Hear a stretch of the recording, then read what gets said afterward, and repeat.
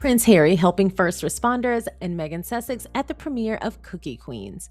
We have a lot to get into, so let's get started.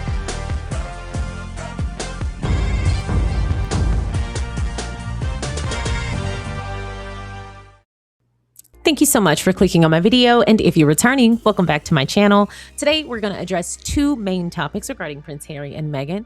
First, we're going to talk about Meghan at the premiere of Cookie Queens. We're going to get a little bit more insight into the documentary that premieres August 7th in theaters everywhere. But then we're also going to talk about her fashion and her Vogue darlingness of it all. And then after that, we're going to talk about Prince Harry showing up for first responders in Santa Barbara. We have a lot to get into, but before we do, if you haven't already, please don't forget to like this video, subscribe to the channel, and feel free to share so that more people can find us. Our first topic comes to us from none other than Vogue magazine. As we know, Meghan Sussex is a Vogue darling. I have a whole playlist dedicated to Vogue's articles about her. Feel free to check it out. And today is no different. Meghan Sussex is already wearing fall's most stylish and practical shoe. This article was written by Olivia Allen. Before we even get into this, I keep hearing so much about this outfit. People are loving this outfit, loving the ponytail. I just keep seeing people talk about like, oh my God, I love Meghan's new look. Now, to us, this is just a variation of Meghan's style. Like, this looks like Meghan. But I noticed that a lot of people who don't just regularly follow her, they're used to seeing like the most commonly used photos of her, which are almost always like her in very formal wear.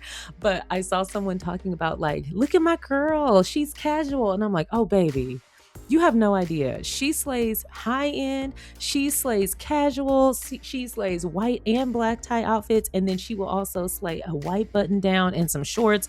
Get with it. I commented to someone, was like, girl, watch With Love Meghan. You will see Meghan's variations of outfits. She's gonna dress up, she's gonna dress down, she's gonna have a good time and slay them all. Please get with it.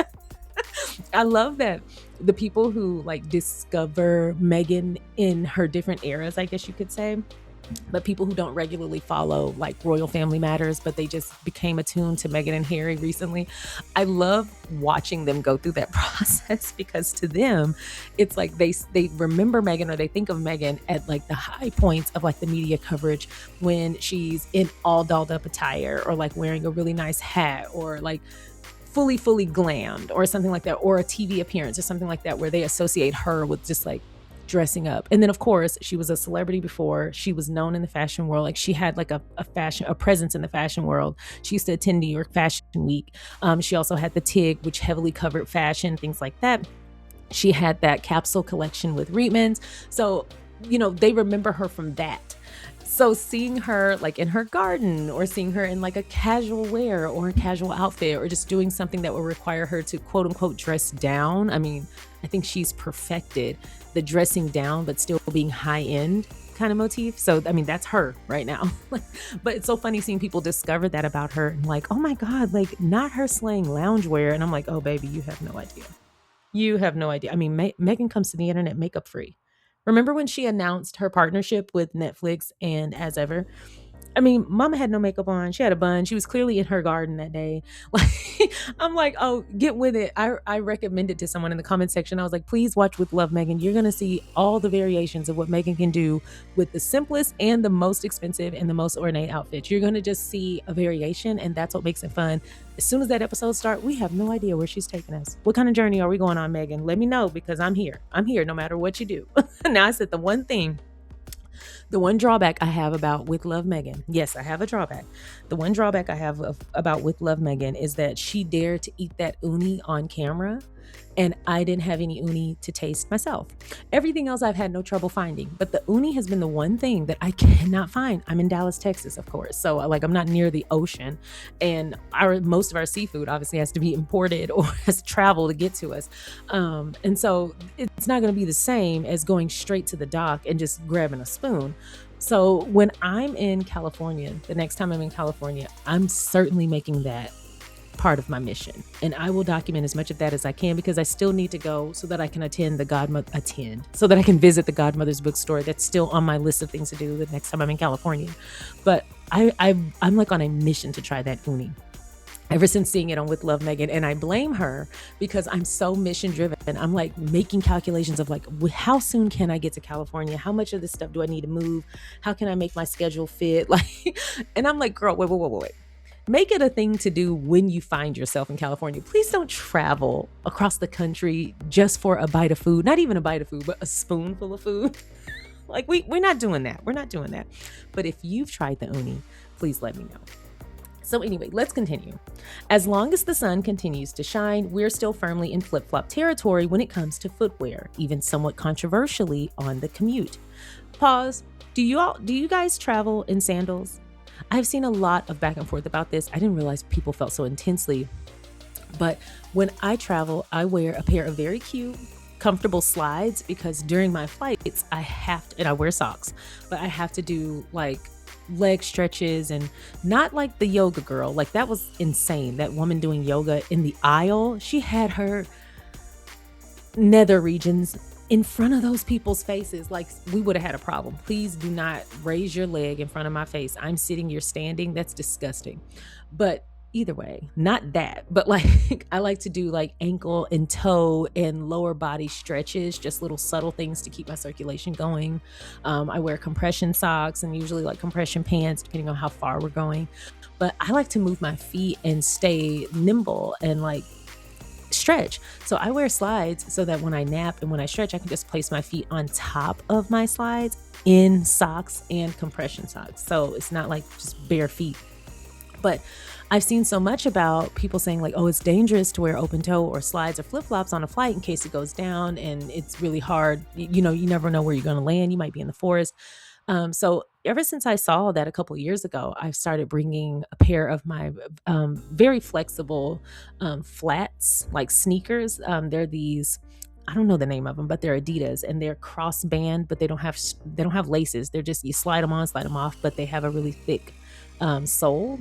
And they're athletic shoes. So I bought those and they go in my carry-on, but for safety reasons. But I just had no idea people felt so strongly like, look at you with your toes out on a flight. Now, granted, every time I wear slides or sandals, I have on socks. But I have seen people walk around barefoot on a plane and it has given me the heebie-jeebies. I saw someone go into an airplane bathroom with no shoes or socks on, and that was kind of my limit. I almost exited out of there. I was like, no, I can't do it. Wear your parachutes.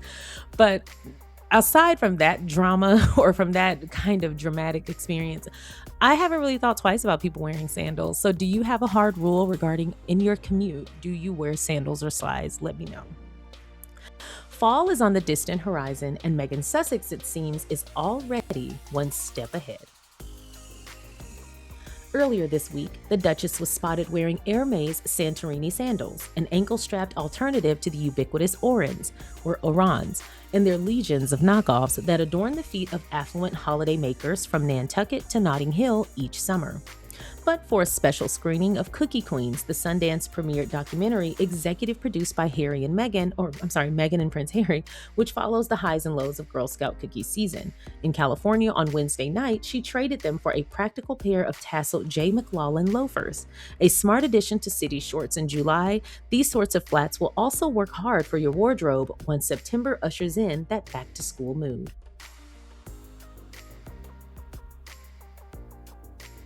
The rest of the look stayed within her California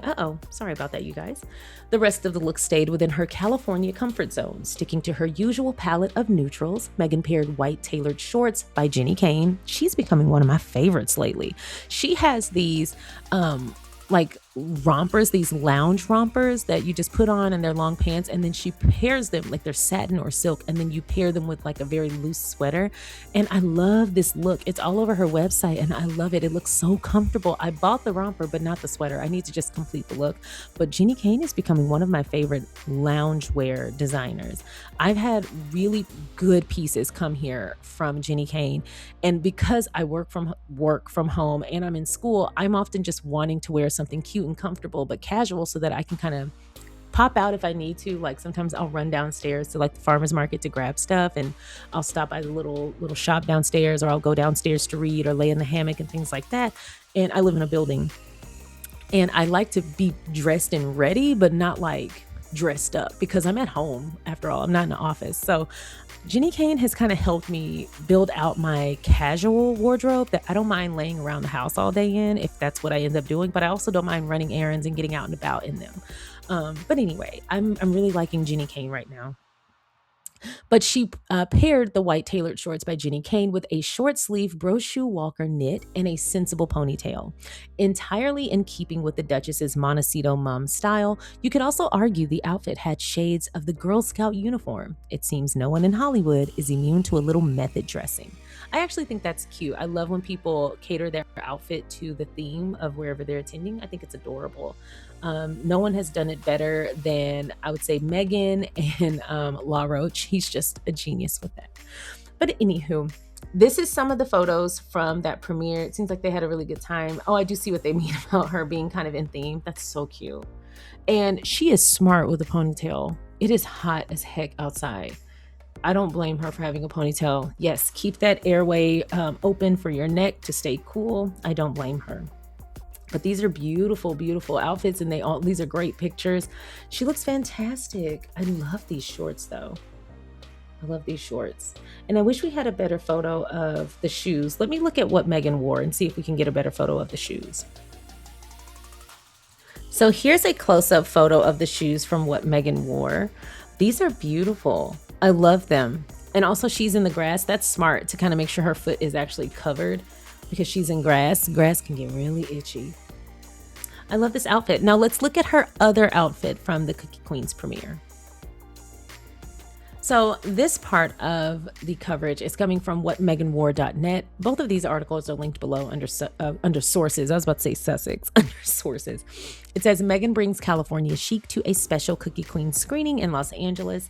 Meghan attended a special screening of Cookie Queens at AMC The Grove 14 in Los Angeles on Tuesday evening, July 28th. Sorry that I'm so late on this, you guys. The appearance was especially fitting for Meghan, who serves as an executive producer on the documentary alongside Prince Harry through Archewell Productions. After the screening, Meghan joined director Alyssa Namias and journalist Jessica Radloff for a Q&A about the film, its young stars, and the lessons found within the stories. So here's more about that outfit. So these are her Hermes sandals, and then of course she paired this with a white on white outfit. She's got a white undershirt. It looks like maybe a cream or white blazer. It depends on the lighting, and white pants. So she looks good. I love this. And in this one, she wore her hair down, but she's also indoors. Directed by Namias, Cookie Queens follows 4 young Girl Scouts, Olive, Nikki, Shannon, Elizabeth, and Ara, through the excitement and pressures of cookie selling season. Their stories explore ambition, resilience, entrepreneurship, and the emotions that come with pursuing a goal. Girl Scouts Olive, Ara, Shannon, Elizabeth, director Alyssa Namias, Nala, and Celia with Meghan at the screening. Aww. The project holds a personal connection for Meghan, who was a Girl Scout growing up in Los Angeles, while her mother, Doria Ragland, served as her troop leader. Meghan even belonged to the same Girl Scouts of Greater Los Angeles Council as Nikki, one of the documentary's young stars. Oh, I know that was so exciting for them. And below in the photo, it says Meghan with Olive, Ara, Alyssa Namias, Celia, Shannon Elizabeth, Naya, Nala, and Nikki. I am just loving the fact that one of these young ladies is named Shannon Elizabeth. I know that's right. So here's more about them at the Sundance. I have a video covering this appearance though. So, oh my God, I love the looks that she pulled for this. During the discussion, Meghan shared advice Harry gave her for navigating difficult days. Drawing on his experience as a helicopter pilot, Prince Harry reminded her that even during a storm, the sun is still shining above it, and a helpful way to put challenges into perspective. That is very true. Okay, so this is like maybe the 4th piece of advice that he has kind of shared in the last month or two regarding mental health. And my goodness, what a source of knowledge. He has given some really great advice regarding mental health.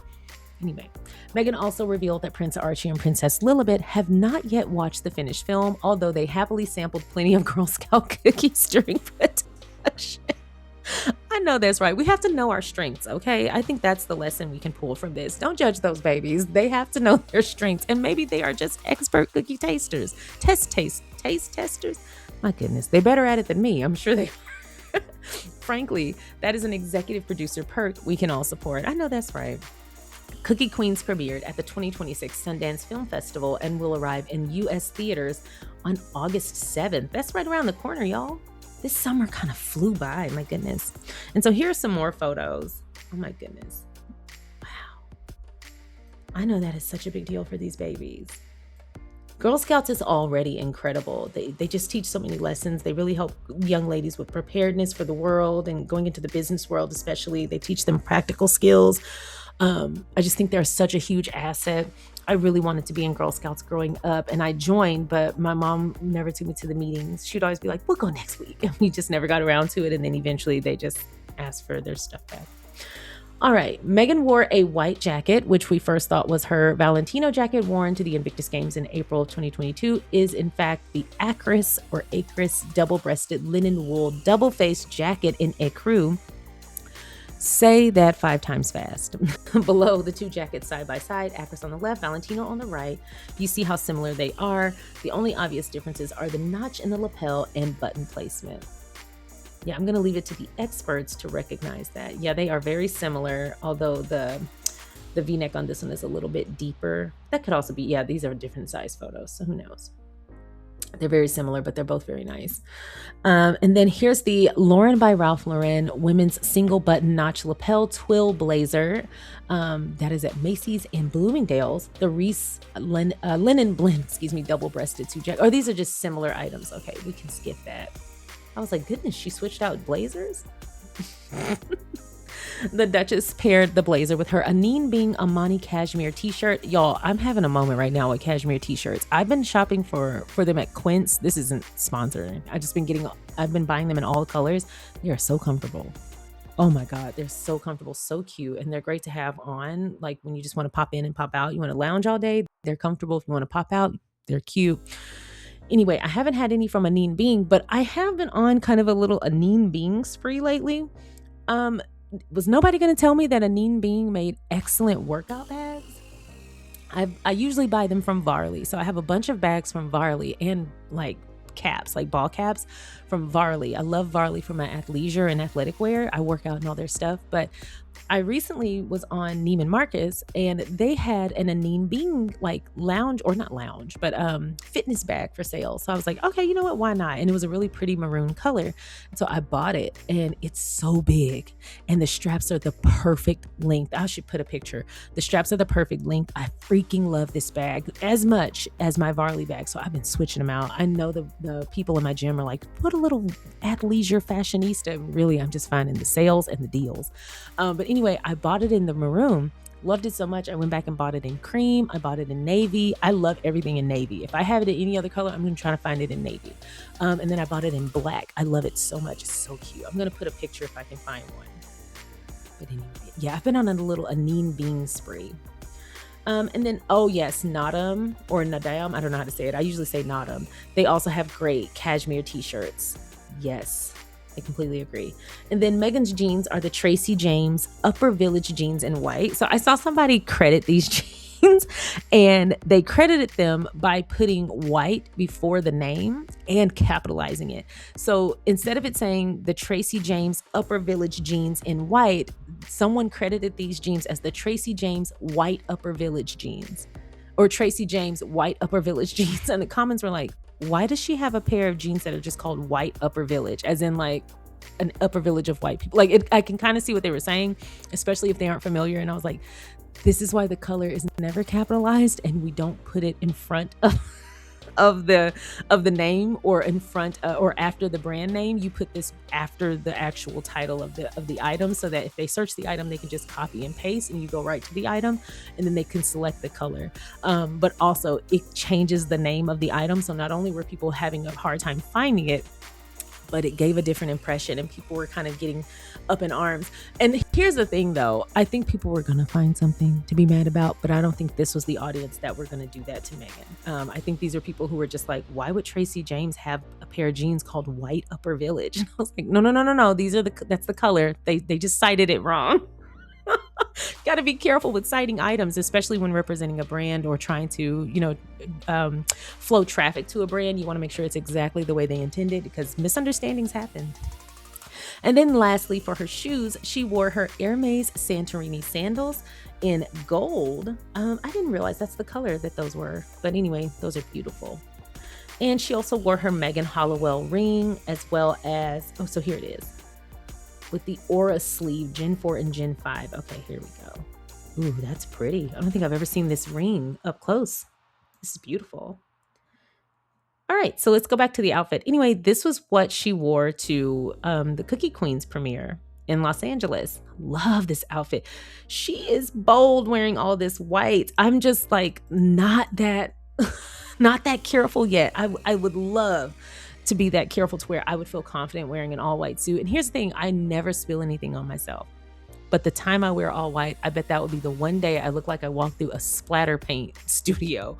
But she wore this to perfection. She looks good. I love her hair in this, and I love her choice of shoes. Beautiful outfit. Anyway, what do y'all think of Meghan's outfit? And which one was your favorite? Did you like this one, the short set, or did you like this one, the blazer, the button down, or not button down, but the blazer and the pants? Y'all let me know in the comment section below. Our next topic is coming to us from Feminagra. It says Prince Harry joins peer support town hall for Santa Barbara County first responders. I love how supportive he's been of the Santa Barbara County first responders. They always attend all of their fundraisers, and I love how outspoken they've been in support of them. I just think it's so insane in a good way how every time I report on Harry, he's somewhere different. My goodness, this man will pick up and go. He is always jet setting. He goes where the work is and where he is needed, and he doesn't bat an eye. My goodness, may we all have the energy of Prince Harry. May we all have the work ethic of Prince Harry. All right, this is written by Miss Historian, my fave, and it says KCLU News Director Lance Orozco reported that Prince Harry spoke at a peer support town hall in Welton on July 23rd, 2026. Nearly 4 dozen volunteers from Santa Barbara County law enforcement agencies attended the event to improve their skills and share their experiences supporting colleagues dealing with job-related stress and trauma. I mean, that's probably an extremely stressful job. I mean, not probably, it absolutely is. 1805, a local nonprofit supporting Santa Barbara County's first responders, sponsored the gathering. The organization funds free confidential counseling and other mental wellness programs for police, sheriff, fire, and emergency medical personnel. Prince Harry has supported 1805 for several years. At its 2025 benefit concert, he and Meghan presented the Heart of the Community Award to the Santa Barbara County Fire Department's peer-to-peer mental health program. Richard Weston Smith, 1805's co-founder and chief operating officer, called the volunteers the front line of mental wellness for all of our first responders. Santa Barbara County Sheriff Bill Brown said first responders can experience more than 180 traumatic incidents during their careers, compared with 2 or 3 for the average person. He said agencies are working to remove the long-standing stigma around seeking help. Quote, "They, the first responders, are understandably worried that they may lose their job. They may be pulled off their team. They may be stopped from going on deployments," said Prince Harry. That's a genuine concern. With the peer support structure that's set up here, the best thing about it is those individuals can trust they can open up, speak about their experiences, feel a damn sight better off after it, be more resilient and more mentally strong, and know their job is secure. Prince Harry said when first responders talk to each other and counselors when needed, it helps make the trauma manageable. The more individuals that come forward to be able to talk about this stuff and share their own experiences, it gives everybody else permission to do that as well. And then you have a more resilient and stronger workforce. It's that simple. Santa Barbara County Sheriff Bill Brown said they are working to change the longtime stigma among first responders over reaching out for help. It wasn't always, I'm not sure how I'm reading that. Okay, let me pull this up because maybe I need to put on my little glasses. Yep, I did. It always hasn't been recognized as it is today of how important it is to address. It's been said that the average person in their entire life goes through 2 to 3 traumatic events. The average first responder, it's over 180. That is a very wide margin. Holy guacamole. The positive response to Prince Harry's appearance at the Santa Barbara County Peer Support Town Hall is deserved. His involvement with 1805 reflects a pattern that has defined much of his public work, showing up for veterans, emergency personnel, and people carrying the psychological weight of service. I love the way she worded that. The purpose of the event mattered more than the celebrity attached to it. First responders repeatedly witnessed trauma, loss, and crisis while being expected to remain composed. Peer support programs give them access to colleagues who understand those pressures and can connect them with professional help when necessary. Prince Harry's message was practical. When people share their experiences, they make it easier for others to speak openly and seek support before the pressure becomes unmanageable. His continued work also challenges the idea that service only counts when performed under the monarchy's banner. Prince Harry is no longer a working royal, yet he continues to support military communities, veterans, and first responders. Impact and consistency, not palace approval or the number of engagements recorded in the court circular, should define public duty.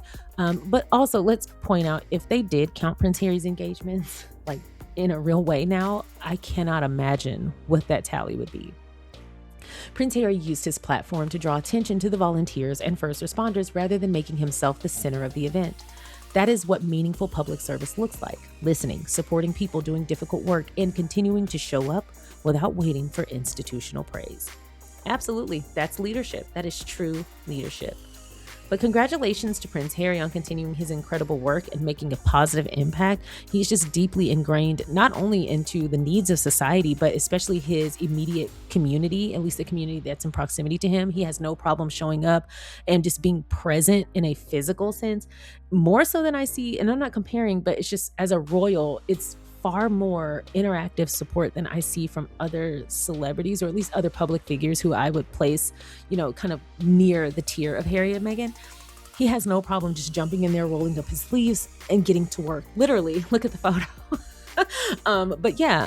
He has no problem getting in there and getting to work. And it's something that I've always admired about him is his incredible work ethic, his extremely innovative ideas about how to support, but also just he always seems to know the right thing to say. In the last few years, I've become more familiar with his motivational speaking style, or just like his ability to speak motivationally. And I've always been kind of impressed because he's always just had that kind of natural aura, that leadership aura. But lately, listening to some of the things that he says about mental health and some of the tips that he offers other people and some of the insight he gives into how he manages his mental health, especially in times of crisis, I've become way more impressed. I find that he's above par. Now, the first time I had like a hint that he was kind of like that, that he'd done a lot of research, that he was very invested in mental health and mental wellness, was when he sat down, with Dr. Gabor Mate. That's who it was. He sat down with Dr. Gabor Mate, and as they were talking about mental health and the impact of trauma and how to work around that, work through that, what's needed, how to show up for yourself and how to do the work and really work through that trauma, but also the impact of it. Even Dr. Gabor Mate had moments where he was like, yes, absolutely. Like he was enthusiastically engaged with Prince Harry because Prince Harry knew what he was talking about. Now, again, Dr. Gabor Mate is a doctor. So for him and Prince Harry to be having that type of dialogue, it just kind of gives you insight into how in the know Prince Harry really is and how much he's using the information he has to put into action. He is a walking example of what happens when you work through your mental health, your mental illnesses, any kind of mental, I think he coined the term, not post-traumatic stress disorder, a post-traumatic stress injury, how you work through those things, and in a practical way where you are still living your life. I have a relative who has been through some pretty heinous things. I mean, he shared one day, he just opened up to me and just started talking to me about some things he'd experienced. And I was like, have you ever considered mental health treatment? Like, have you ever considered therapy? And he said, I'm near retirement age. Once I retire, yes, I'm going to invest the time to work and do the work. But until then, I just don't want to disrupt what's there. I want to leave the structure as is. I don't want to topple my house and start over when I'm so close to retirement. I don't know how it's going to impact me, and I want to wait until I retire. And he was about 9 years out of retirement. And it was an interesting perspective because, one, no one's ever responded that way. And I appreciated the honesty, but I said, your provider will work at your pace. And if you tell your provider that is what you're concerned about, they will absolutely help you, and they will absolutely kind of chart a path forward that makes you comfortable to where you don't feel like you have to tear it all down at once. They will go at your pace, and they will find a methodology. They will find a process that works for you. That sounds like an ad. I sound like an ad. I don't know why I sound like I'm not advertising anything. There's nothing I'm about to plug. I'm just sharing this with him. And I was like, they'll work with you. I said, so not interview, but like kind of do a couple of sessions with a therapist or a few therapists and kind of tell them what your concerns are and kind of let them walk you through their process and find one that makes you feel comfortable. I was like, trust me, not everybody works for everybody, but there is someone or several someones for everybody. You just have to look. It took me, and I know this sounds like a long time, but it took me 4 years to find the therapist that I felt like connected the best with me. I found some great ones up until that time, but most of the time I was looking in my network. And at the time I was a manager. I managed 5 mental health practices and behavioral health practices. So a lot of people were in my network, and I didn't really want to work with someone who knew anyone that I knew, even on a professional sense. And yes, there is confidentiality, but I didn't want to work with anyone that even was in close proximity to someone that I worked with. And that didn't leave me many options. And so I eventually found someone, this man in Florida. This is when I lived in Florida. And our first session, I knew immediately. And as he was like listening to me, he was so engaged.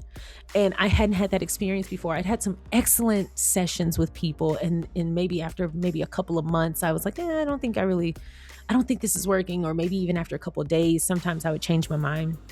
But this guy, the moment I talked to him, I immediately knew. It's just like something clicked. And I was like, I've had some great therapists, but I think this is my therapist. And that was the vibe. And I worked with him up until we left Florida. He was excellent. He helped me break through some very difficult things that I just thought were part of who I was. He was like, oh no, this isn't part of your foundation. This is trauma. Let's get this out of here. Let's get to your real foundation. Let's find out who you are outside of this. And he really helped me feel safe doing that. So anyway, I shared that to say, mental health treatment can be intimidating because there are so many different modalities and methodologies and different types of therapists, different types of providers. A lot of people do a lot of different things, and it's a sensitive subject matter. It's a very sensitive process. It's a very vulnerable process to talk to anybody about what you've been through, but also what you're going through. And it's really easy to feel judged. And I find that a lot of people who are reluctant to seek out treatment, they sometimes, not all, some people have very valid concerns. They've had trauma with therapists before. They've witnessed some things. I know I have older family members who understand how back in the day, like I have very, very old family members from the South, and how they've talked about how sometimes the things they said or a family member has said in therapy has been weaponized against them, etc. And there were a lot of shady practices many, many years ago. So I do understand, some reluctance. But times are different now, and there are different ways to go about seeking mental health treatment at your pace and your way. And so I find that talking to people and just giving them a very realistic perspective, like, oh no, you don't have to go in inpatient. You can just talk over the phone. You can just talk via Zoom. You find what works for you. And there are so many different therapists who do a lot of different things, a lot of different ways. You will find someone, and it is worth it. Even me, I worked in the field, and I was kind of intimidated my first few times going to therapy to work through some stuff. And I was just so intimidated. I don't even really know what it was. I just think it was the fact that I don't feel like talking about all this old stuff again. And I just don't want to be sad afterwards. And like I said, once I found my therapist, I left therapy feeling like, yes, we have a long road ahead, but not feeling like I was overwhelmed. Like, okay, I'm so glad to finally be starting this. The sooner we start it, the more work we can do. And I'm excited to see how this starts impacting my life. And I just felt empowered. I felt empowered with information, and I felt empowered to practice the things that I was learning in therapy, put them into action, and then come back and share and get that feedback from my therapist. It really was a positive experience for me. So I wish that for everybody. But anyway, Prince Harry being so open about his experience with mental health treatment. And I have heard people kind of like say things like, I want to defeat my mental health.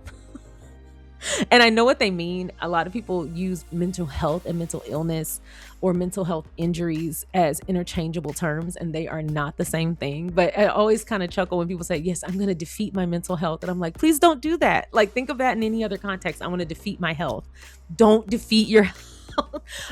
But you do want to do what's best for your mental health, and you do want to address any type of mental illnesses that you may have, or psychological injuries that you may have, or just work that needs to be done. And sometimes it's as simple as just addressing it. But anyway, not to get on a tangent or a soapbox, I just think the work that Prince Harry is doing and the awareness he is bringing is just so pivotal. And we're going to look back on this in 10, 20 years and realize what a shift he created in the culture by being so open and being so willing to be hands-on in this field. Anyway, great job, Prince Harry. Great job to the Santa Barbara County first responders. What they do is pivotal and it is taxing. So I'm so happy that they are openly addressing the mental health toll that it takes, but also the work that goes into getting to the other side.